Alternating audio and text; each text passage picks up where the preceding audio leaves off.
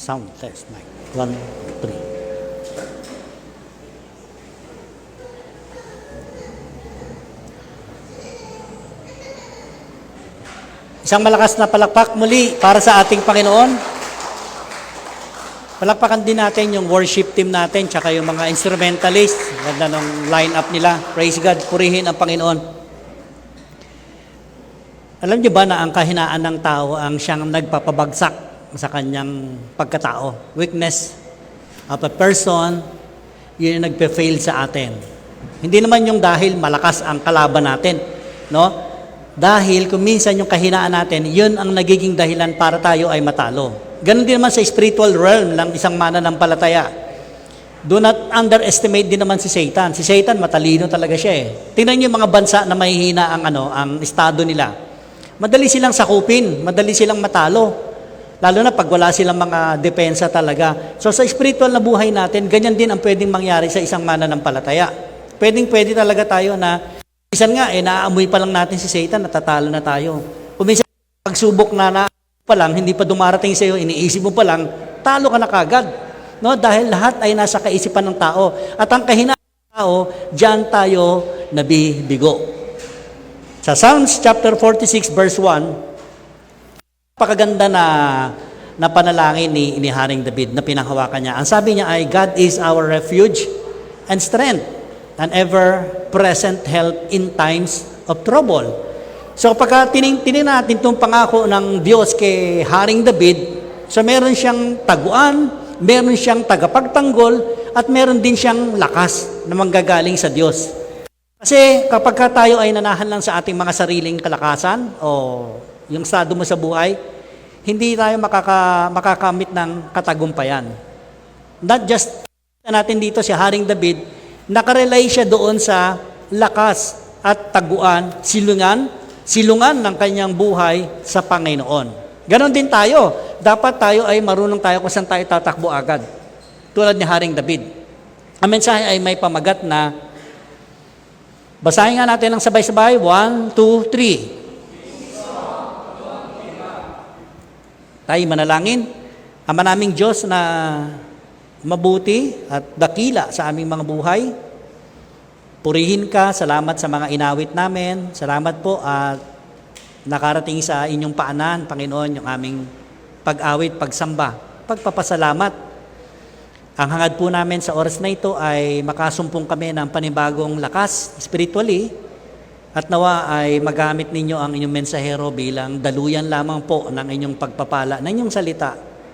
Be our speaker, be our teacher. Use your servant as your footstool. At nawa naman po mas lumawak pa ang pagkakilala namin sa inyo. Yung mas mapalapit po kami sa presensya ninyo, Panginoon, isang malaking bagay na po yun. At naniniwala kami, if we prepare our hearts and minds, be emptied. Napakalaking pagpapala po ang pwede namin makuha sa inyo, Lord. Kayo ang Diyos na hindi nagkulang sa amin at kailanman hindi nyo kami pagkukulangin. Salamat po. Ito po yung samod dalangin namin. In Jesus' name we pray. Amen. Amen and amen. Salamat sa Panginoon. Alam niyo ba, the moment na ikaw ay sumunod kay Panginoong Hesukristo, ikaw ay nagiging target ni Satan. Yan talaga yung usual na nangyayari sa isang mananampalataya. The moment na ikaw daw ay kinilala si Panginoong Hesukristo bilang sariling tagapagligtas ng iyong buhay, andyan na kagad si Satan. Nag-iisip na kagad siya ng paraan para ikaw ay pahirapan, para ikaw ay pabagsakin. Pero sa atin, hindi na surprise yan, di ba? Hindi na surpresa sa atin yan, alam natin. Dapat ang isang mananampalataya, kilala mo kung sino ang kaaway mo. Hindi literal na kaaway na kapatiran mo o kapitbahay mo, hindi. Dapat na-identify natin si Satan mismo kung ano yung strategy niya, kung ano yung makakapamaraanan niya para tayo raw ay pabagsakin. Ang isa nakakapagtaka naman, kapag mananampalataya ka ni Kristo Jesus, wala kang trial sa buhay. Sino ba rito ang walang trial sa buhay? Sige nga. O wala nagtaas, honest kayong lahat. Kasi lahat tayo, may kanya-kanya tayong trial sa buhay. Doon ka magtaka kapag wala kang trial sa buhay. Kasi parang wala nang resistance. Parang wala kang resistance kay Satan. Di ba nung araw naman tayo, ganyan tayo talaga, no? Wala pa tayong tamang relasyon kay Panginoong Kristo. Aminin natin yan. Parang nasisiyahan ka lang sa paggawa mo ng kung ano ng mga kababalagan sa buhay mo, kahit na masama, ginagawa mo. Kasi Tropang mo si Satan eh. Magkapareho kayo ng iniisip. Not unlike ngayon, nakakilala ka kay Jesus Christ, siya na ngayon yung kakampi. Do not be surprised mga kapatid. Yung para bang wala ng resistance. Di ba marami naman tayo mga naririnig na gospel. Whenever you are in Christ, ang sabi doon, following Jesus Christ includes blessings. Given the fact talaga, pag na kay Kristo Jesus ang bawat isa, meron at meron po tayong blessing sa buhay.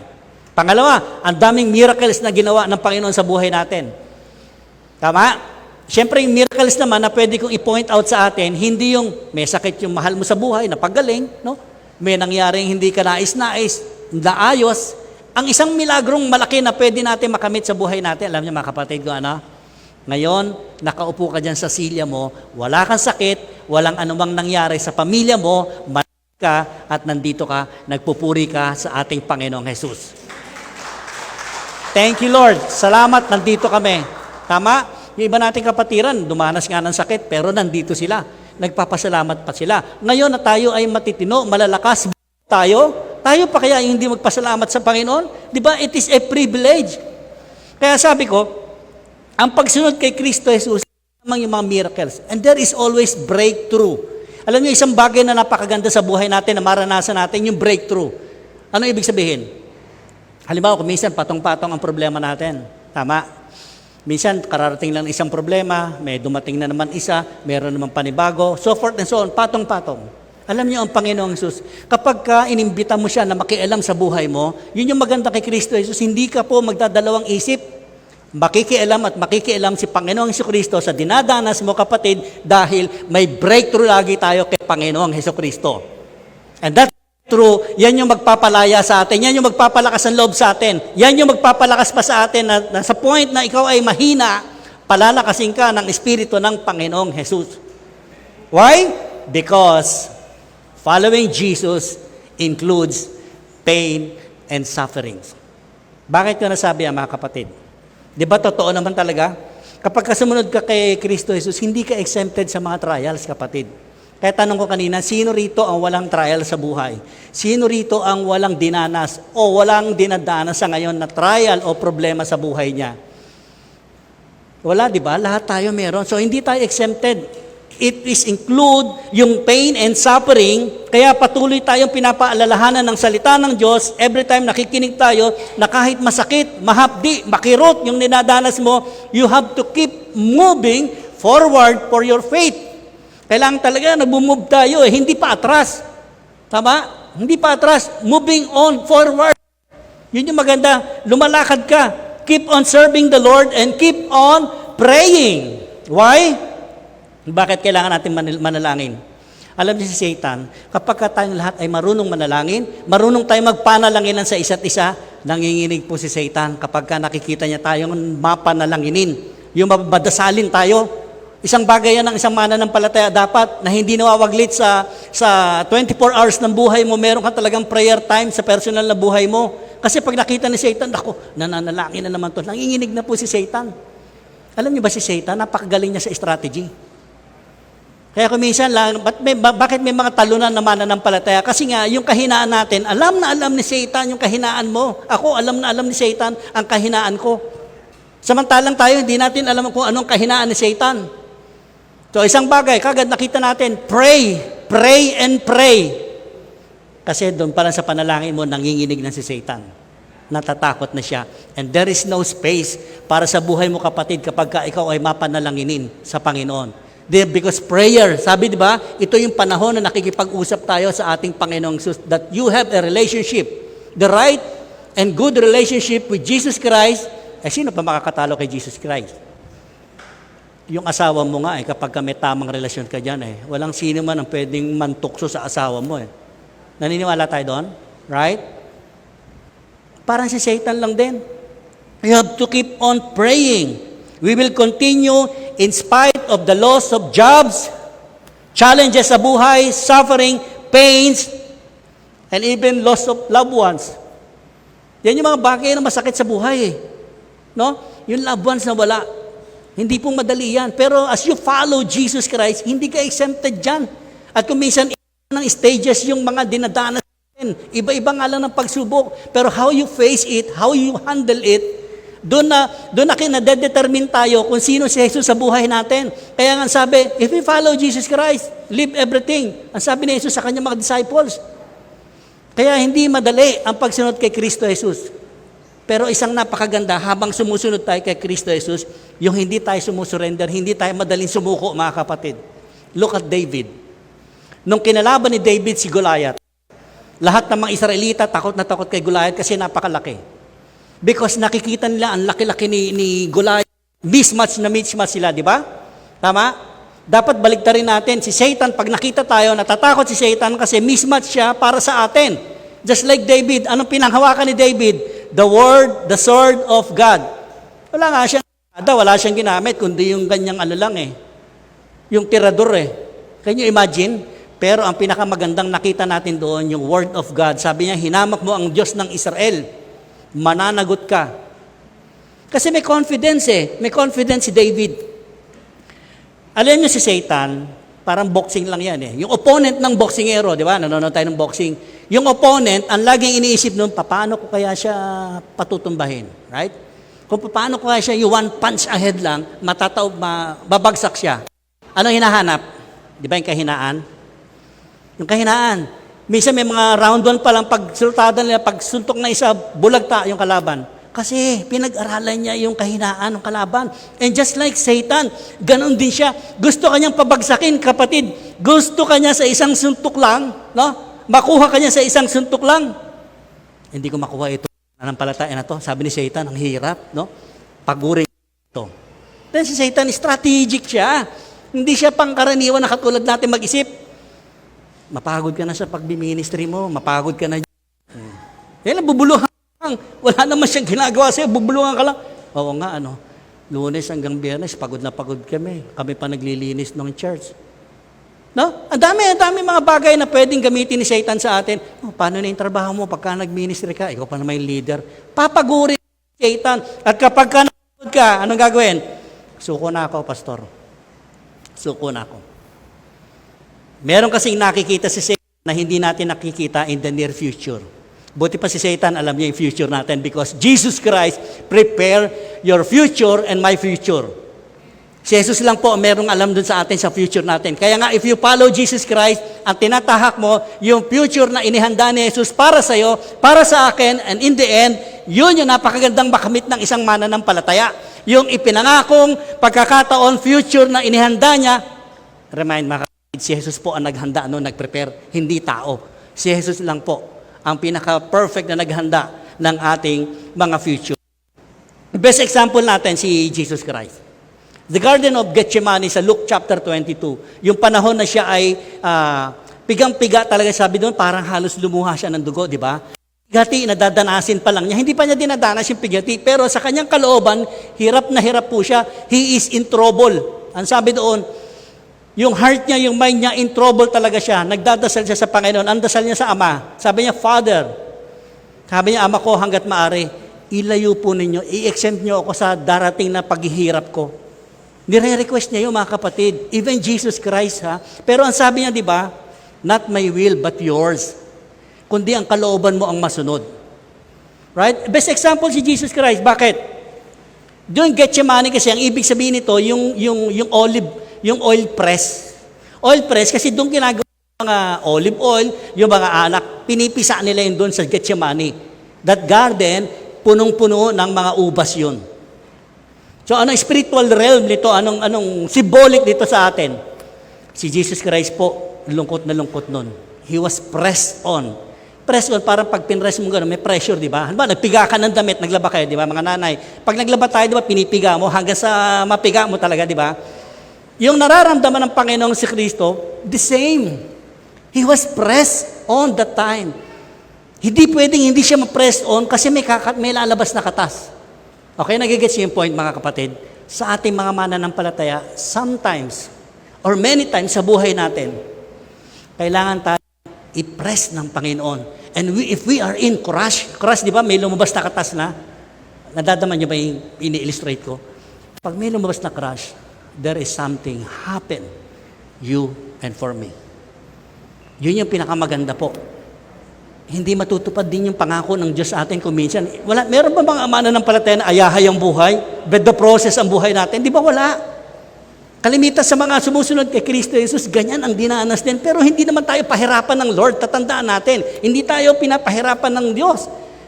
Kasi while you are following Jesus, ang sabi rito, next slide ko, kapag ka matindi ang purpose mo, matindi rin ang pagdadaanan mo, kapatid. Matindi talaga. Matinding-matindi. Kailangan ka talagang i-press on, kailangan may kumatas sa iyo sa pananampalataya mo, kahit sunod-sunod yung problema, mga kapatid. Halos hindi mo na makayanan. Tingnan niyo mga ilaw, di ba? Kailangan mo ipindutin yung switch niyan. Press on mo yung switch para umilaw yan. Sa atin, ganun din kuminsan. Kailangan kang pigain at kapag lumabas na yung katas mo, then you will see yung purpose ng Panginoon. Ito pala yung purpose. Kasi maraming tao, hindi nila alam yung purpose ng buhay nila. Kahit nasa mga trial sila ng buhay nila, hindi nila makita yung purpose ng Lord. Sa atin, mapalad tayo kasi nalalaman natin, na-discern natin, alam ko, Lord, itong nangyayari sa buhay ko, may magandang future ako. Sabihin mo nga sa katabi, may magandang future si Lord sa iyo.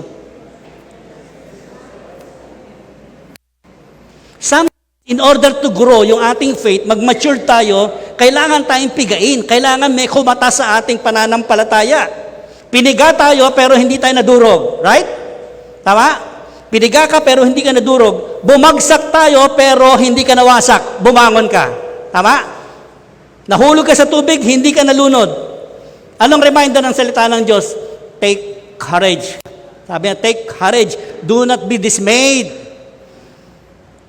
Usual kasi nararamdaman natin, pag nasa trials tayo, eto nangihina ang loob natin, no? Nawawala na tayo ng pag-asa. Yan eh. Ang sabi ni Lord, take courage, do not be dismayed. Bakit? Magpatuloy ka lang, anak, because we know something that the others don't know. Ulitin ko, mapalad tayo mga mananampalataya ni Kristo. May mga alam tayong pangako ng Diyos na sa kabila hindi natin nakikita yan, pero sahan natin na darating sa buhay natin, hindi katulad ng ibang tao, wala silang ganyang pananaw. Kaya ang sabi ko kanina, tayong lahat, meron tayong alam na pangako ng Diyos, which is the other people, hindi nila alam yan. Kasi anak ka ng Diyos. Palakpakan natin si Kristo Jesus. Reminder sa atin yan, tama. Kaya kung minsan kung ano yung nangyaring pait sa buhay natin, dun mas lalo natin nakikilala ang Panginoon eh. Bakit kailangan pa natin danasin yung mga yan? Right? Tingnan nyo ako, nasa stage ako yan, nasa pulpito ako lagi. I was preaching every time. Sunday, napipreach ako, yes. Pero bumababa din naman ako rito, di ba? Hindi ako nananatiling nandito, buong maghapon, buong linggo, right? Just like yung situation natin sa buhay natin, kung may trials tayo, it is temporary, mga kapatid. Hindi po permanente yan. So we have to rejoice. Kaya sabi ni Paul, rejoice in the Lord always. In any circumstances, rejoice in the Lord. Palakpakan natin si Jesus. Rejoice, rejoice. Kasi hindi permanente po eh. Ang sabi ni Jesus Christ, I am greater than in this world. Jesus is greater than this in this world because He overcome this world. Why? Napagtagumpayan niya ang sanlibutan eh. Tayo pa kaya, yung kinanta natin kanina, lahat through Jesus, napagtatagumpayan po natin. I can do all things through Christ who strengthened me. That's why I don't give up. Because the strength that comes from the Lord Jesus Christ, yan yung nagpapalakas sa akin, yan yung nagpapatuloy. Tuloy ako sa paglakad, pagsunod kay Kristo Jesus, kahit na maraming pains and suffering. Sabi mo sa katabi mo, hindi habang buhay ang suffering. Totoo naman talaga, dito sa mundong ito, walang permanente. Right? Tayo, hindi tayo permanente rito. Tayo, transit lang tayo rito. Dumadaan lang tayong lahat dito. Kaya kapag dumaan ka sa ganitong panahon, sabi na isa, Pastor, nung high school ako yung yung ligawin ng mga kalalakihan ng araw. Wow! Ganda. Ikaw yung star of the season nung panahon na yon. Pero ano ngayon? Sabi, ngayon hindi na eh. Ako na ngayon pinagtatabuyan ng mga kalalakihan, no? Bakit? Nung araw kasi mukha kang ubas, pero ngayon mukha ka ng prunes. Sabi doon, right? Right? Hindi naman masama yun. Kasi sa dami ng dinanas na problema talaga, kukuluntoy ka talaga, kapatid. Maniwala ka. Bakit? Hindi ba kayo nagagalak? Kapag kami nakakita sa inyo, mga kamag-anak, nag-reunion kayo, right? Katulad namin, pag nagkikita-kita kami, si pastor, sabi niya, gandang lalaki mo lalo ngayon. Kung kailan nawala yung asawa mo, doon ka gumandang lalaki. Di ba nakaka-amaze? Right? Why? Ang nakikita sa atin, si Kristo Jesus, hindi yung sarili natin. Jesus Christ, nakikita sa buhay, kapatid. Hindi ka nagagalak dahil sa katangian mo kung merong ano ka, kundi si Kristo Jesus na bit-bit mo, dala-dala mo, kapatid. And that point, kahit hindi ka nagte-testify through your mouth, through your word, makita sa buhay mo si Kristo Jesus, sapat na sapat ang biyaya ng Panginoon sa buhay mo. Pastor, mukha naman talaga ng kuluntoy ako May pag-asa pa. Ano sabi ni James? Anong sabi ni James? Dear brothers and sisters, when troubles of any kind come your way, okay, any kind, kunin na natin yung pinakamabigat na problema. Ako, bigat sa akin. Ba't yung asawa ko pa kinuha mo, Lord? Sana ako na lang. Kung pwede lang magpalitan kami, palit ulo, gagawin ko right? Sabi ni Lord, ba't marunong ka pa sa akin? Ba't marunong ka pa sa akin? Ganyan tayo right? We always say, why? Bakit? Bakit siya pa? Hindi natin alam. Sabi rito, of any kind come your way, and sabi rito, consider it an opportunity for a great joy. Magsaya tayo, maggalak po tayo mga kapatid. Kapag dumadanas pala tayo ng pagsubok, iba't ibang uri mabigat man o man yung dinadanas natin. Ang sabi, mamili ka na, yung pinakamabigat, piliin mo na. Sabi niya, hindi matatapos. It will be a great joy sa puso mo, kapatid. Paano kung si pastor ninyo dito, puro iyak-iyak lang ako rito, tapos wala kayong nakukuha mga power, mga strength. Di ba? Ano pang saysay ko rito? Pero because of Jesus Christ, ang sabi niya rito, magalak ka nga dahil any kind of troubles, dinanas mo, nandiyan ka pa rin, nagpupunyagi kang sumunod kay Kristo Jesus, nagagalak ang puso mo, tumataas sa kamay mo, umaawit ka, sumasayaw ka, tumutugtog ka, lahat yan galing sa joy ng Espiritu ng Diyos. Verse 3. Hindi po ako galit Hindi nagagalit si pastor, hindi ako magalit. Verse 3. For you know that when your faith is tested, your endurance has a chance to grow. Ayun pala. Kasi pag tinapos mo sa verse 1 lang, parang bitin, di ba? Paano ako magagalak? Anong sinasabi ni James? Yung palang sabi, dahil alam nyo naman kasi, it was a testing of your faith. Habang tinetest kayo ng faith ninyo, naghihintay kayo, nagtsatsaga kayo maghintay, nagtitiis kayo, right? Yung pagtitiis po rito, hindi yung kahit hirap ka na sa paglilingkod, tiis ka, hindi po yun. Endurance, so that your ma-endure ka, magtsaga ka, maghintay, at habang naghihintay ka, alam mo na ang iyong pananalig, pananampalataya, and that you are confident kay Jesus Christ, the author of life, the author of faith. Siya lang talaga yun. Ang laki ng chance natin to grow. Alangan naman tayo, 30 years ka naman nananampalataya, gatas pa rin ang kinakain mo. Ang sagwa naman nun, di ba? Para kang bonjing, right? Di ba? Maganda, nag-grow tayo. Anong point dun? Nag-grow ka, dati gatas ang kinakain mo in faith, but now, kanin ang kinakain mo, kapatid. Nag-grow ka. There is full of challenges ang buhay natin pagsunod kay Kristo Jesus, mga kapatid. Sabi mo, dati, dinideclare natin, I decided to follow Jesus. No turning. Nako, ang daming ganyan mananampalataya, no? I decided to follow Jesus. No turning back. Kinakanta pa yan, di ba? Pag dumanas ng pagsubok na matindi, ayoko na. Balik na lang ako sa dati. Ba't ganoon? Right? Dapat may pagbabago. Nabago rin naman yun, nabalik sa dati. Pero magandang pagbabago. Ang sasabihin mo, now, Jesus, I decided, I am determined to follow you. Even though ang daming trial sa buhay ko. Kasi hindi lang kailangan kang magdesisyon na sumunod kay Kristo Jesus, kundi determinado ka na sumunod kay Kristo Jesus. And you are committed to follow Jesus Christ.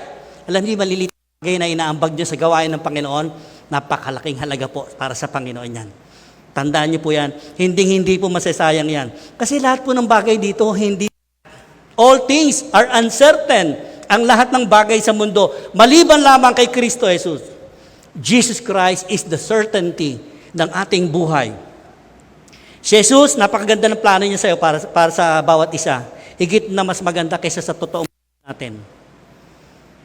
Kami ni Mrs., ang dami namin plano from 2023, 24. And I'm sure enough, kung nandito si Mrs. ko, 2025 na naman, kayo asawa, hindi kayo nagpaplano. Di ba nagpaplano tayo?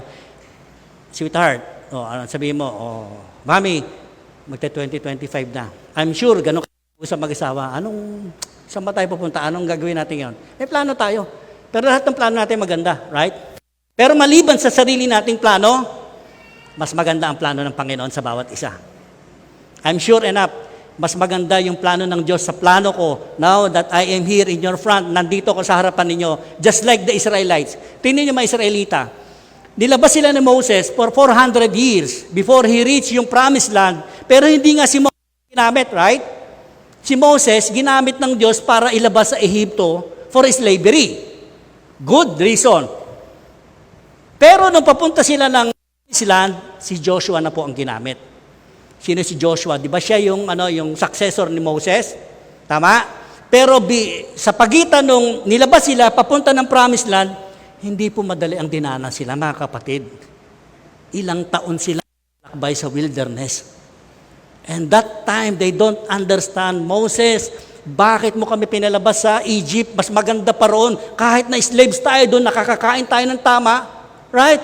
Kita niyo yung pananaw nila, parang tayo, sa buhay natin, ang natin magagandang plano, pero habang sumusunod tayo kay Kristo Jesus, yung plano na yun parang nawawala, nabubura. And many times sa buhay natin may detour. Alam niyo yung detour? Kasi pag nagmamaneho ka, may detour, men at work, yung araw, dadali ka, kaliwa o kanan. Right? Sometimes sa buhay natin, may detour ang Panginoon. Hindi natin namamalayan minsan yan eh. Detour, turn left. Go straight. U-turn, straight ahead. Ang daming ganyan sa buhay natin. Just like the Israelites, mga kapatid. Pero anong nangyayari sa atin? Ano ba naman ito? Ang layo na ito. Balik na lang tayo. Balik tayo doon. May shortcut doon. May shortcut. Doon tayo dumaan sa shortcut. Marami sa atin mainipin. Okay? Ang dami mainipin sa atin. Gusto natin minsan, kahit sa mabilis na paraan, maling paraan, gawin natin. Kasi mainipin tayo, just like the Israelites.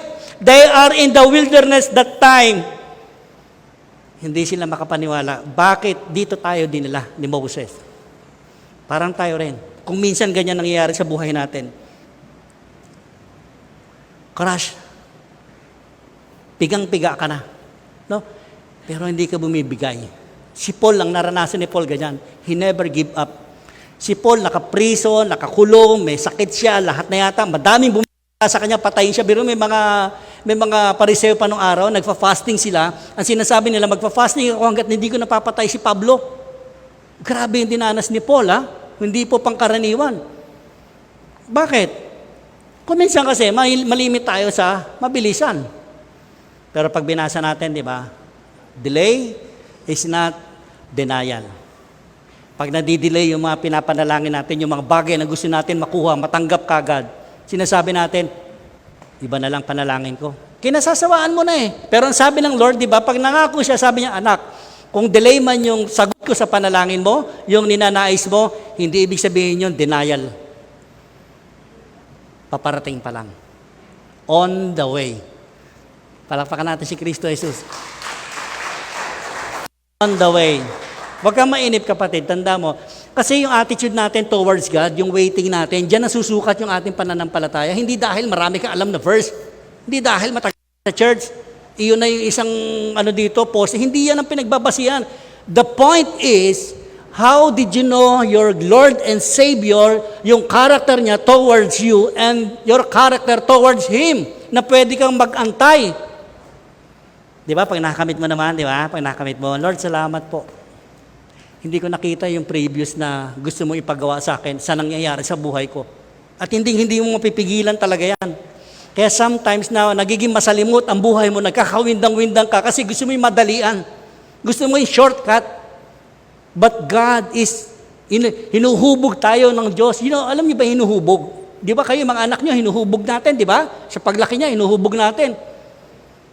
Kala namin anak mo, baby, hanggang malaki na, baby. May mga magulang dito, ang laki-laki na ng anak, may medyas lang, hindi mapalabahan, maghugas ng plato, hindi marunong.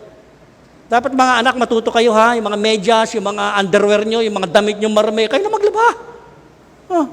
Ang nakakalungkot pa minsan yung mga lola at lolo pa naglalaba, sila pa yung mga nagiging alila ng mga apo. Mga magulang ha, dapat alam natin yung katayuan natin. Mga anak, may responsibilidad kayo. Hindi lahat inaasa sa magulang, sa lolo at lola. Kailangan matuto rin kayo bilang mga anak, responsible. Napakalaki. Kita natin, delay is not denial. 2 Corinthians 4:1. Si Pablo po. Ang sabi ni Paul, since God so generously, sa akin, papalawanan ko lang to, since God has so generously keep us in on what He is doing. Ito yung maganda. We're not about to throw up our hands and walk off the job just because we run into occasional hard times. Pinaliwanan ko lang po yung verse na yan. Parang sinasabi rito, matuto maghintay. Kaya kasi mainipin ng tao. Hindi pag humarap ka sa isang pagsubok, ayaw mo na. Tapos tinatalikuran mo kagad. Hindi mo naman alam, hindi naman nawala yung pagsubok na yun, nandoon pa rin eh. At may paparating pa. Nagiging mainip. Kaya sabi rito ni Pablo, huwag kagad kayong susuko. No? Huwag kayong susuko. Si Pablo kasi maganda example eh. Ano sabi niya? Yung inyong hard times, occasional hard times lang po ng buhay niya yan. Occasional meaning, may panahon lang po. Hindi habang panahon, nandun ka sa pagdurusa, sa paghihirap, ang Diyos natin ay Diyos ng kabutihan ng buhay ng bawat isa. Kasi tayong lahat, sinang may gusto rito ng pain? Sino may gusto ng pain? Magtusok ka nga lang ng karayom sa sugar, takot ka eh, di ba? Ang sakit, di ba? Tama? Lahat tayo, meron tayong mga tinatawag na pain tolerance. Pain tolerance, may kanya-kanya tayong abot ng kaya ng tiisin natin yung sakit. Tama? Pag kinuha ng di ba? Huwag kang titingin. Yung mga anak niyo maliliit, pagka dadali may sakit yung anak niya, di ba? Ano sabi ng mga nanay? Bibisan, papaliguan yung anak nila, di ba? Tapos pagka anak, magmumol tayo ha, pero bago tayo magmol, dadaan muna tayo sa doktor mo. I-injection ng, iyak na kagad yan, iyak na kagad. Inasabi pala, iyak na, right? Anong gagawin ng nanay? Hindi naman masakit yun. Utuin mo, right? Dadali mo sa doktor. Sa doktor, makita pala si doktor, palahaw na naiyak ko yung anak mo. Anong gagawin ng nanay? Bebe, dito ka tigil, bebe. Di ba nilalaro mo? Kasi ayaw mo masaktan. Right? Tama mali. Nagigets yung point? Ayaw mo masaktan. Pero kung masaktan yung anak, may purpose na magandang mangyayari sa anak mo kasi gagaling siya doon sa sakit niya. Ganon din po tayo. Sometimes we don't want suffering. That's why nagkakawindang-windang buhay natin. Pero pag hinayaan natin, pain and suffering, maranasan mo, makikita mo ang kapayapaan ng Panginoon, ang kanyang yung pagpapala ng Panginoong Jesucristo sa buhay natin. Palakpakan nga natin si Kristo. Ang daming mga bagay, nakita ninyo, ayaw ko ng pain. Pero kasi ang problema, pag tayo nasa pain and sufferings, magandang malaman natin, ma-discern natin kung ano ang purpose ng pain na yan, yung suffering na dinadanas mo. Kaya may discernment po tayo. Pastor, paano mo malaman yung discernment? May tamang relasyon ka naman kay Panginoong Jesucristo eh. Hindi ipagdadamot ni Kristo Jesus kung ano yung gusto niyang kalooban para sa buhay mo, kapatid. And you know what? Ako, nakatayo ko lagi sa harapan niyo because I am in the process. Napilit kong inuunawa, bakit mo kinuha yung asawa ko? Bakit hindi na lang ako? I always asking God, I'm in the process, mga kapatid. Kita niyo ako, okay ako, pero inside, many times, broken ako. Pero sabi ko nga, even though that you are broken, hindi ka winasak. Bumangon ka kasi may nagbangon sa iyo sa pananampalataya mo kay Kristo Jesus. Bakit? Sabi ko nga kanina, kasi maraming mga mananampalataya. Hindi nila alam yung pain and suffering, may rason yun. All things happen to you and for me. May reason, may magandang reason ng Panginoon at yung rason na yan, yun yung magandang purpose niya after you overcome ang lahat ng pain and suffering na yan. Kasi alam mo, yung kahihinatnan, alam mo, ang punot dulo nito, doon ka dadali ng Panginoon sa kanyang pangako. Kasi pag tao nangako, mapapako. Right? Nagsumpaan nga kayo mag-asawa, till us part. O, nasaan ngayon? Pero pag pinanghawakan mo, yung pangako ni Kristo Jesus, even there is pain and suffering, mananatili at mananatili ka. Lahat dumadanas ng trials, pero hindi lahat nadidiscover nila yung purpose ng pain kasi hindi nila kilala si Kristo Jesus. Even Jesus Christ, example natin, He was in pain and suffering. Even at the time of the cross of Calvary, sabi niya, "My Father, why have you forsaken me?" Even the Lord Jesus Christ. Pero sa lahat ng kanyang pain and sufferings, ang ganda ng purpose. Where is Jesus Christ? He was seated at the right hand of the Father in His kingdom. At doon tayo dadali ni Kristo Jesus kapag ka nagtiwala ka ng buong puso. 2 Corinthians 4:16. Another verse. Malapit na po tayo. Yes, sabi rito ni Paul, we don't give up. Our bodies are becoming weaker and weaker, but our spirits are being renewed. Ano sabi? Palakpakan natin, day by day. Day by day, we grow more in loving. Tama? Sana ganun lahat tayo. Habang may mga pain and sufferings tayo, the more we experience yung pain and sufferings, the more we love God, the more we love Jesus. You know why? Pag nalaki pa ng pag-ibig natin kay Kristo Jesus, alam niyo lahat na nasa paligid po ninyo, kaya niyong mahalin. Kahit kaaway niyo, kahit nanlilibak sa inyo, kaya niyong mahalin. Kasi, day by day, nire-renewed tayo ng Panginoon. Ganyan sinabi ni Paul. Why? Ang sabi ni Paul, the more I weak, sa panahon na ako'y mahinang-mahina, doon napapatunayan, mas nararanasan ko, nakikita sa buhay ko, ang lakas na kaloob sa akin ni Kristo Jesus. Whenever I am weak, the strength that comes from Jesus Christ, yun yung nakukuha ko. Kasi kung aasa lang tayo sa kalakasan natin, wala. Talunan tayo lagi ni Satan. Pero dahil may Kristo Jesus tayo, sabi doon ni Jesus Christ, I have overcome the world. Kaya ikaw kapatid, kaya mo rin mapagtagumpayan ang laban sa mundong ito. Wala nang sino mang tatalo pa kay Kristo Jesus. He is the supreme. He is the great one. No? Kasi ang pinamalas niya tunay na pag-ibig, yung unconditional love. 17. Ganda nung hikayat ni Paul dito Sa 17 sabi niya, our troubles are small. Sa ibang salin, ang sabi ni Paul, alam niyo yung suffering niyo, yung pain niyo, para lang siyang kaprasong patatas. Kumakain tayo ng french fries, yung maliit na patatas na parang ganun lang daw. Ito dinidescribe ni Paul. Yung troubles ninyo, maliit lang yan. They last only for a short time. Pag sinabi short time, sandali lang. Hindi pang matagalan. Right? Short time. Ang sabi na, but they are earning for us a glory that will last forever. It is greater than all our troubles. Kaya napakalaki ng pag-asa natin. Sa isang pananalig natin na hindi natin nakikita, pero inaasahan natin na makakamit natin in the near future for His glory according to Christ Jesus. Kasi habang nananagumpay po tayo mga kapatid, doon mas lalo nakikita si Kristo Jesus. Kung nananagumpay ka kapatid, ang pinagtagumpay mo si Kristo Jesus, hindi ikaw. Kaya sinabi niya, I am greater that in this world, ako nakamataas, sabi ni Kristo Jesus. Kasi lahat na ng pagsubok, pain and suffering, dinanas ni Kristo Jesus. Wala po tayong may tatanggi. Wala tayong pwede sabihin, kasi Diyos siya eh. Hindi pwede, naranasan ng Panginoong Jesus. Kaya nga siya yung best example natin dito eh. Merong gloria na naghihintay sa atin na pangmatagalan, pero hindi nadanas natin dito, panandian lamang po ang lahat ng yan. Kaya sabi ko kanina, we are all nagtatransit lang tayo rito.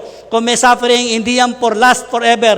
Pero yung naghihintay sa atin kay Kristo Jesus, greater yon sa lahat ng pinangako sa atin ng Panginoong Jesus. James 1:12. Isa pa. Ano sabi rito? Blessed is the man who keeps on going when times are hard. Best example ko kanina, yung nagbabisikleta tayo, di ba? Pag nagbibisikleta ka, di ba? Yung pagbatuli na matuli, mapapagod, di ba? Madali ka mapagod, right? Yung tama lang ang pedal mo, yung parang tamang pasyal ka lang, di ba? Ang sarap naman, di ba? Right? Pero pag napagod ka, humihinto ka rin naman eh. Ito yung sinasabi rito. Mapalad daw yung tao na nagpapatuloy, no? Kahit sa kabila ng mga paghihirap, pain and suffering, kasi bakit? After they have come through hard times, pag nalampasan niya yon, minsan hihinto tayo, right?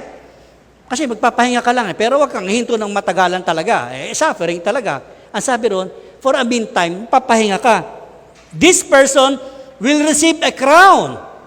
The crown is life itself. The Lord has promised to it for those who love God. Yan. Kailangan naman mahal natin ang Lord.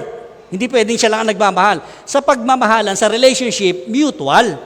Hindi pwedeng si Lord, minahal na tayo ni Jesus Christ while we were yet still sinners. Sabi sa Romans 5:8. Tama? Biro mo makasalanan ka pa, minahal ka na ng Lord, namatay na siya para iyo, yung kaligtasan. Kung nakilala mo siya ngayon lang, fully paid ang kasalanan mo dito, charge to the cross of Calvary, mga kapatid. Charge sa kanya lahat. Fully paid, wala ka ng utang, walang balanse. Yan ang ginawa ng Panginoon sa atin. Kaya sabi dito, yung promise niya, doon sa mga nagmamahal sa kanya, there is a crown.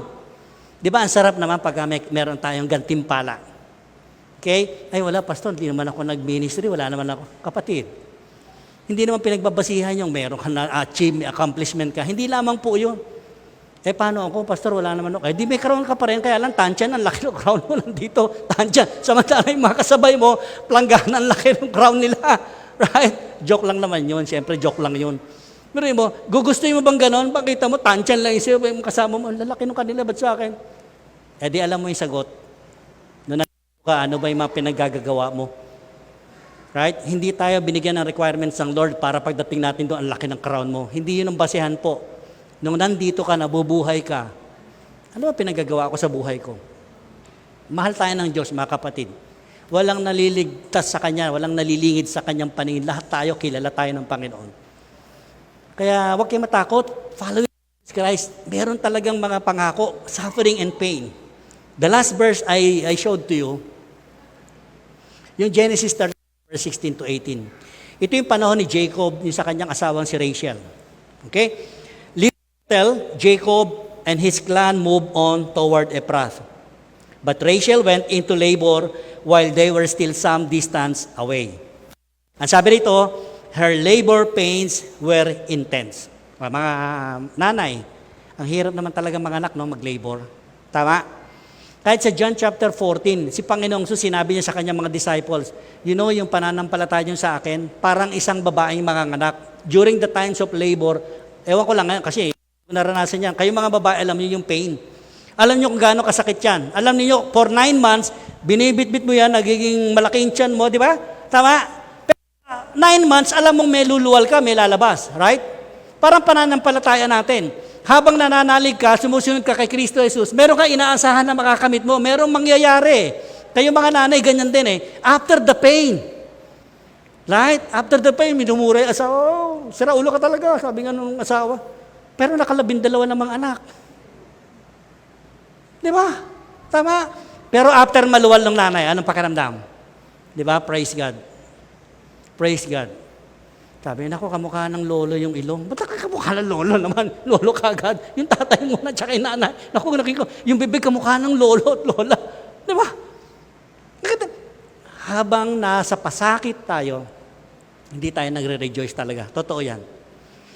Pero at least dito sa ating tinatalakay, napakaganda. While you are in pain and suffering, yes, we can rejoice because of the pure joy na itinanim sa atin sa puso natin ng Panginoong Jesus. Because He overcome the world. Ano pang hanapin natin kung na-overcome ni Jesus Christ? Tama? At kapag ka inilabas naman talaga, wow! Blessing talaga.